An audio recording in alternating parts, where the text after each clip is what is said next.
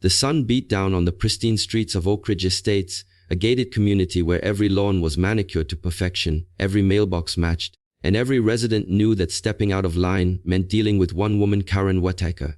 She wasn't just the HOA president, she was the self-appointed queen of the neighborhood. With her perfectly highlighted bob haircut, oversized sunglasses, and a clipboard that seemed permanently attached to her hand, Karen patrolled the streets in her white SUV, hunting for violations like a hawk spotting prey. A blade of grass too long, fine. A car parked 30 seconds past the guest limit, fine. Holiday decorations up one day early, double fine. Karen loved the power and she wielded it like a weapon. That's when MrBaller Thompson moved in. Marcus was a former college basketball star turned real estate investor. Standing at 6'5", with a build that still turned heads, he had that effortless swagger, always in designer sneakers, spinning an imaginary basketball when he was thinking, and flashing a confident grin that said he owned any room he walked into. He bought the biggest house on the cul-de-sac, a modern mansion with a 3-car garage and a driveway perfect for his blacked-out Range Rover. The neighbors whispered about him immediately. "Who's this baller moving in here?" they said. Marcus just nodded politely, introduced himself with a firm handshake, and went about customizing his new home. It started small. Marcus installed custom rims on his Rover, shiny, chrome, impossible to miss. The next day a letter slid under his door: vehicle modifications not approved by Architectural Review Committee. Remove immediately or face $200 fine. Signed, Karen Whittaker, HOA president. Marcus chuckled, spun an invisible ball on his finger and ignored it. He wasn't hurting anyone, the rims looked clean. Karen escalated quickly. She showed up at his door the following weekend, clipboard in hand, flanked by her vice president, a mousy man named Harold who nodded along to everything she said. "Mr. Thompson," she began, her voice dripping with fake sweetness, "your vehicle is in violation. And I couldn't help but notice your garage door was left open yesterday. That's against rules. Potential security hazard. I'm issuing a warning, but next time it's a fine." Marcus leaned against the doorframe, arms crossed, towering over her. "Lady, it's my house, my car, my garage. You got a problem with how I live? Take it up with someone who cares." He flashed that baller grin, the one that said he was untouchable. Karen's face turned red. No one talked to her like that. She stormed off, muttering about standards. From then on, it was war. Karen fined Marcus for everything: his trash cans out 5 minutes too long, 100. A basketball hoop in the driveway for his weekend pickup games with friends. Unapproved structure, 500. He painted his front door a sleek matte black instead of the approved by Kohler violation, 300. The letters piled up. Marcus paid a few to keep the peace, but mostly he tossed them in a drawer, laughing about it with his buddies over beers. "This Karen thinks she's running the league," he'd say, dribbling a ball in his living room. "But I'm the baller here. Game recognizes game." The neighborhood watched in silence at first. Most residents were terrified of Karen. She'd been president for 8 years, ever since her husband left her, and she needed something to control. She had the board in her pocket. Harold and a couple of her bridge club friends. Fines were her revenue stream. The HOA budget ballooned under her watch. Funding her community improvements, like unnecessary fountains and signs that basically said "Karen rules here." Dues went up every year, but no one complained because Karen would target complainers next. But Marcus wasn't scared. He started digging. Late nights he'd pore over the HOA bylaws, the old meeting minutes he requested from the management company, and state laws on homeowners associations. What he found made him smirk wider than ever. Karen had been sloppy, really sloppy. First, there were her own violations. Karen's house had an unapproved fence extension she'd added years ago to block her neighbor's view. Her landscaping included non-native plants banned in the original covenants. Her holiday lights stayed up until February one year. Photos from a neighbor's old Facebook post proved it. And biggest of all, the community pool shed she'd converted into a personal office, without approval, complete with HOA-funded AC and furniture. Marcus documented everything. Photos, timestamps, old emails from disgruntled neighbors who'd moved away. He built a file thicker than a playoff playbook. Then came the finances. Marcus requested full financial records. Every homeowner had the right. What came back was a mess. Karen had been approving contracts to her brother-in-law's landscaping company at inflated prices, kickbacks. Maybe not direct, but the numbers didn't add up. Thousands in miscellaneous expenses with no receipts, and fines, hundreds of them issued over the years, many for petty things totaling over 100,000 collected. But where did it go? Not all to reserves or maintenance. Some traced to board discretionary funds that Karen controlled alone. Marcus shared his findings quietly. He hosted barbecue cookouts, spinning a basketball while chatting with neighbors over ribs and cold drinks. "Y'all tired of this?" he'd ask casually. Heads nodded. Stories poured out: fines for kids, chalk drawings on sidewalks, for barbecues that produced excessive smoke, for flags that weren't patriotic enough. One guy got hit with $2,000 for a shed that was 1 inch too tall. The neighborhood was fed up, but scared.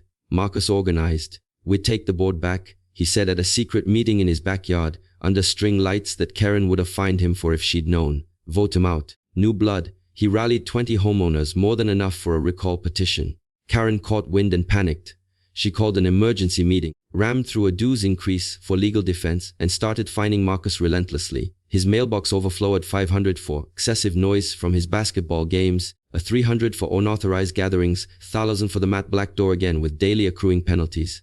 By the time the recall vote came, his outstanding fines totaled to 15,000. The vote night was electric, the community center packed. Karen stood at the podium, voice shaking.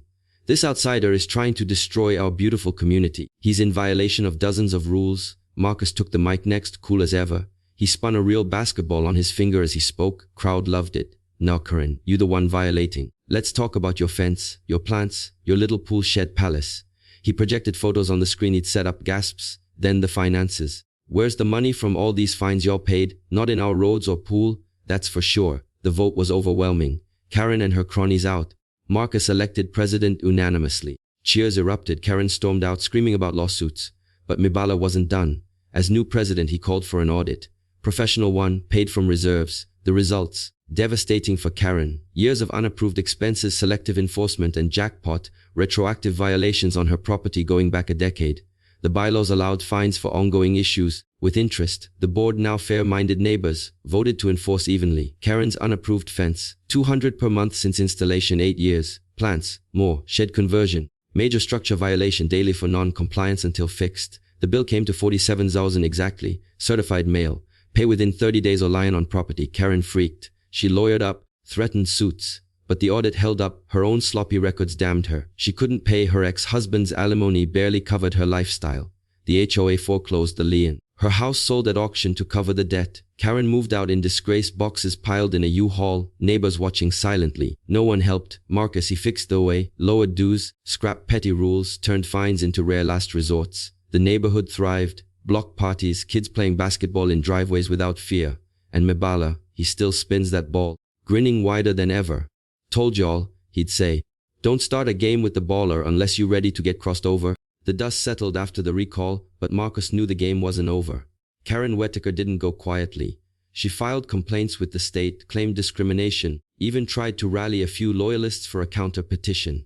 But the audit was ironclad, and her supporters evaporated when their own old fines got waived under the new board. Marcus ran the HOA like a championship team. Fair play, strong defense, no cheap shots. First order, full transparency, all finances online, meetings streamed. No more secret discretionary funds. Second rule, overhaul. Petty stuff gone. No fines for chalk art, open garages, or door colors. Focus on real issues, safety, maintenance. Dues dropped 20%. Reserves built properly. Neighbors loved it. Cookouts became regular. Marcus installed a community basketball court with HOA funds. Approved unanimously, of course. Kids called him Coach Baller. He coached pickup games, teaching crossovers and fadeaways while sharing stories of college glory days.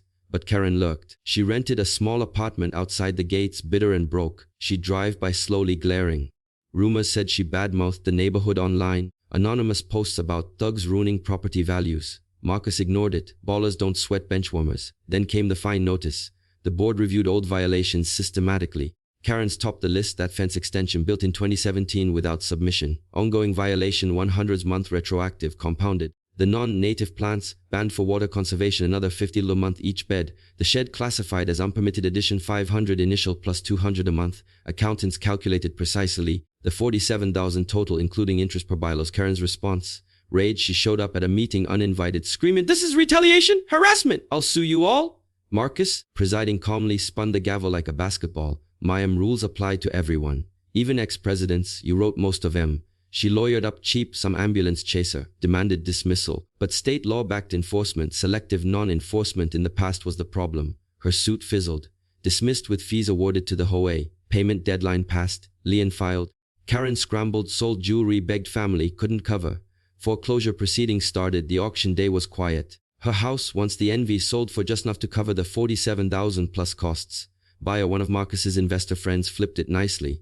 Karen packed up, defeated. Last seen loading a U-Haul alone, no waving neighbors. Oak Ridge Estates, better than ever. Property values up, community tight. Marcus still there, baller swagger intact. Dribbling down the driveway. He dropped one last mic at the annual meeting, raising a toast. Remember folks, play fair or get benched permanently. And that's how MrBaller hit Karen with the ultimate fine bomb, bankrupting her empire one bylaw at a time. Game over.